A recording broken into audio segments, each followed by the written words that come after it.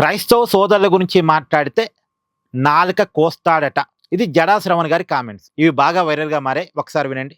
దళిత క్రైస్తవ సమాజం మీద కానీ క్రైస్తవ సోదరుల మీద కానీ నీ మాట నోట్లో నుంచి వచ్చిందా, నీ నాలుక కోసి పిఠాపురముల పవన్ కళ్యాణ్కి బహుమతిగా ఇస్తాను ఈ వేదిక నుంచి ప్రకటిస్తున్నాను నేను. వినారుగా. మరి హిందూ మతం గురించి, హిందూ మత ఆచారాల గురించి, హిందూ మతంలోని దేవుళ్ళ గురించి తప్పుగా బూతులతో మాట్లాడిన ప్రశ్నారావణ్ణి ఏం చేయాలి? మరి మనం ప్రశ్నారావణ్ నాలుక గోయాలి, ఇంకేదో గోయాలని మనం అంటలేదు కదా. చట్టపరంగా శిక్షించాలి అంటున్నాం.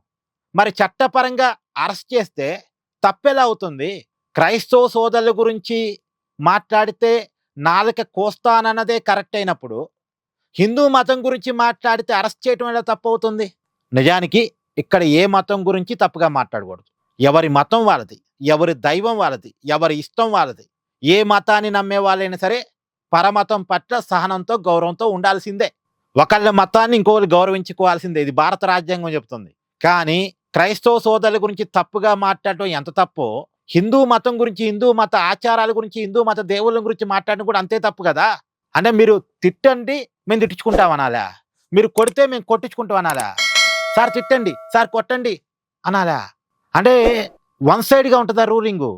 అంటే మిమ్మల్ని తిడితే నాలుగుకి వస్తారు, మమ్మల్ని తిడితే అరెస్ట్ కూడా చేయకూడదా? ఇది ఎక్కడ గోలా?